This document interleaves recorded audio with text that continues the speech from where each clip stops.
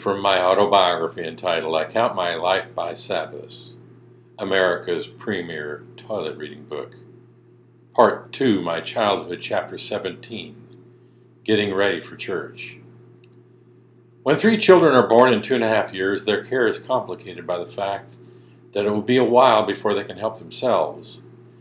It's as if one is juggling, trying to keep 3 balls in the air at the same time.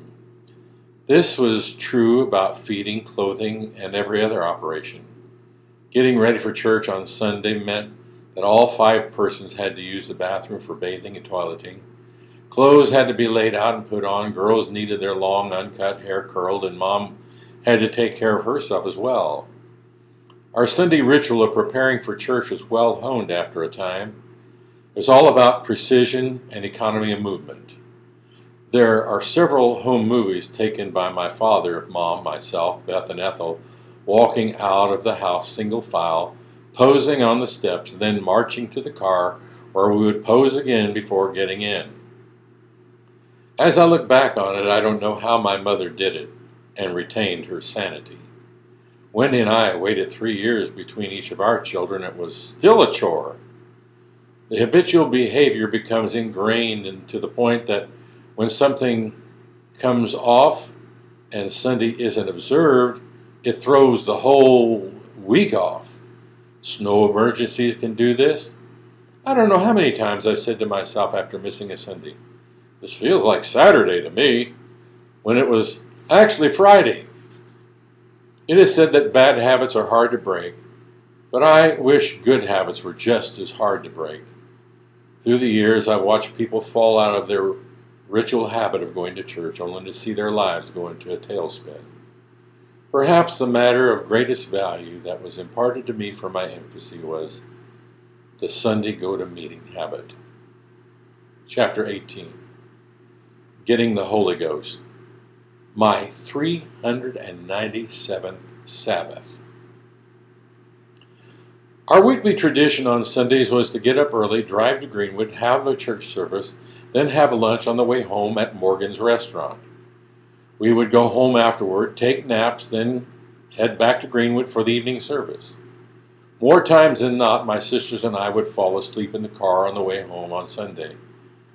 There was nothing more startling for a little boy than to be lulled to a sound sleep on the floor of the back seat of the road vibration in a warm, darkened car, arrive home, awakened, hauled out into the crisp, cold night air. I have vivid memories of staggering up the back sidewalk in the light of a full moon to the back door of our house. Every Sunday at Morgan's, my sisters and I were served the vegetable plate. We were served on divided dinner plates, very similar to the kind of corral that is coming back now.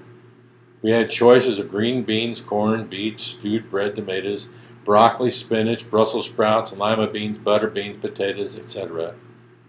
We could order our choice of 3, and the plate cost 25 cents.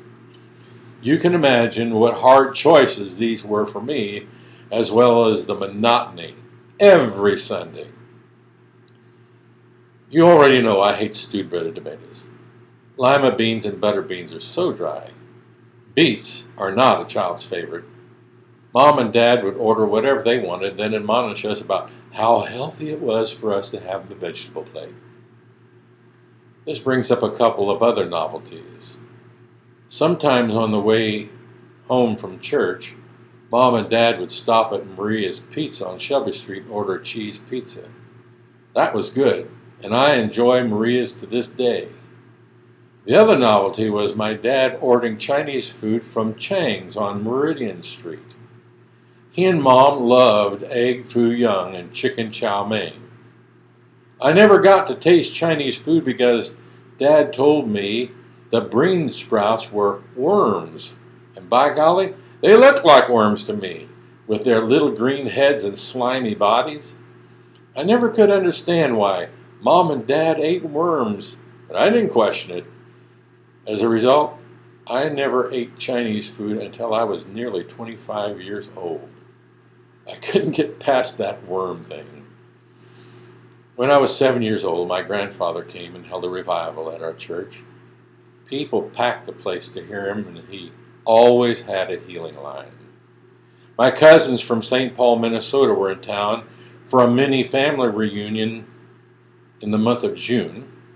My cousin Marilyn and I both made professions of faith, and we were caravanned up to Calvary Tabernacle to be baptized.